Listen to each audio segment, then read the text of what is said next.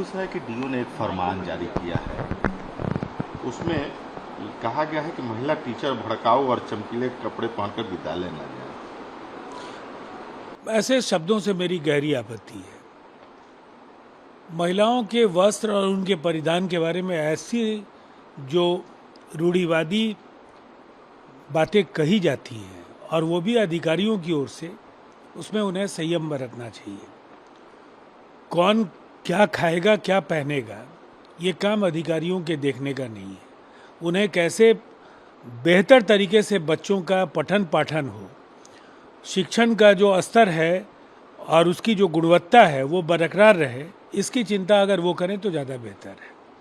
CBI ने मणिपुर में यौन उत्पीड़न मामले की जांच अपने हाथ में लेने के बाद एफआईआर दर्ज कर लिया। अब लगभग 3 महीने होने जा रहे हैं मणिपुर की, जब से ये कठिनाइयाँ बढ़ी हैं। हालात बद से बदतर होते गए और सीबीआई को अब इस तरह के एफआईआर्स की याद आ रही है। दरअसल हिंदुस्तान का लोकतंत्र जीवंत है।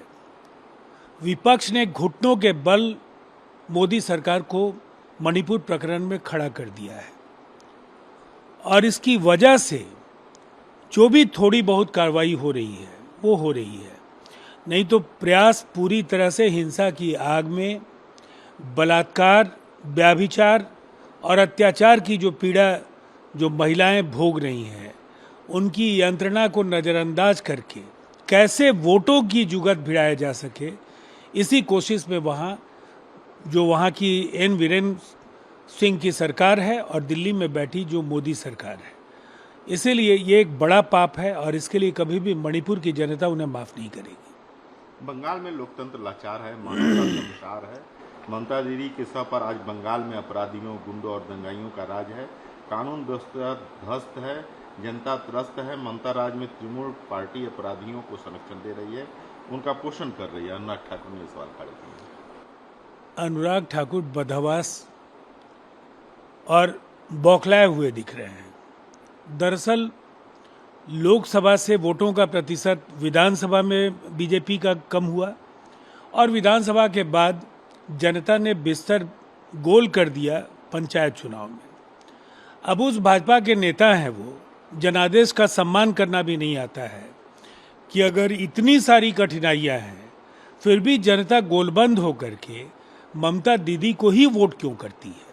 जिस दिन ये समझ में आ जाए उसके बाद ही उन्हें बंगाल पर कोई टिप्पणी करनी चाहिए। आईएनडीआईए पार्टियों की विपक्षी सांसदों के मणिपुर दौरे पर बीजेपी के सांसद मनोज तिवारी ने कटाक्ष किया है। उन्होंने कहा है कि वहां मणिपुर की स्थिति का विश्लेषण करने के बजाय वे हवाई अड्डे और हवाई अड्डे से अपने रास्ते की तस्वीरें पोस्ट कर रहे हैं। तो क्या वे राजनीति पर्यटन पर हैं? वे संसद में चर्चा कराने पर विचार करना चाहिए। देखिए, बहुत अप्रत्याशित बयान नहीं है। कोई नैतिकता और ऐसे सवालों पर लो क्लास की परवाह भारतीय जनता पार्टी के नेताओं को नहीं है। जिस तरह से मणिपुर की अशांति और वहाँ की कठिनाइयों को केंद्रीय गृह मंत्रालय और मणिपुर की सरकार ने नज़रअंदाज किया है, लगातार कोशिश ये होती रही है कि मणिपुर की तुलना छोटी मोटी घटनाएं भी जहां हो उससे करके ये साबित किया जा सके कि कोई बहुत बड़ी बात मणिपुर में नहीं हुई।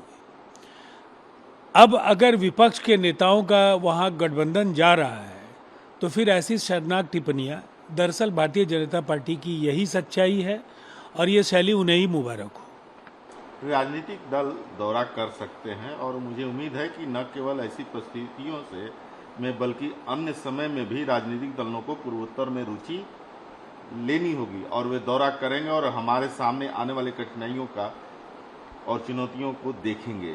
मेघालय के सीएम कॉनरेड संगमा ने आईएनडीए के विपक्षी पार्टियों के सांसदों के मणिपुर दौरा को लेकर के बात कही है। विपक्ष को नसीहत देने के बजाय अपने गिरेबा में कॉनरेड सांगमा क्यों नहीं झांकते हैं। कुछ दिन पहले तक उनकी बीजेपी के साथ चुनाव के पहले सरकार थी और बीजेपी ने उनको औकात बताने के लिए विधानसभा चुनाव खुद लड़ना तय किया। जब बीजेपी की करारी पराजय हुई तो फिर कॉनराड संगमा के साथ उनकी सरकार बन गई। अब कॉनराड संगमा बीजेपी की जुबान बोल रहे हैं। दरअसल विपक्ष की दिलचस्पी अगर वहाँ नहीं होती तो भाजपा के 9 वर्षों का या 10 वर्षों का जो शासन है, इसके पहले लगातार वहाँ कांग्रेस और इंडिया में शामिल अनेक दलों के जनप्रतिनिधि वहाँ जीतते रहे हैं और वहाँ के विकास कार्यों में वो रुचि लेते रहे हैं। रोहिंग्या घुसपैठ चिंताजनक है। दलालों का एक नेटवर्क है जो रोहिंग्याओं को त्रिपुरा और वहां से असम और देश के बाकी हिस्सों में लाते हैं।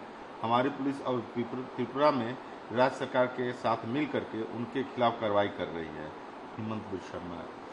हिमंता बिश्वा शर्मा की लोकप्रियता तेजी से घटी है और दरअसल हिंदू बनाम मुसलमान, मदरसे, रोहिंग्या, ये कुछ ऐसे नारे हैं जिससे अब असम की जनता के भी कान अब थक गए हैं। सुनते सुनते ऐसे नारे।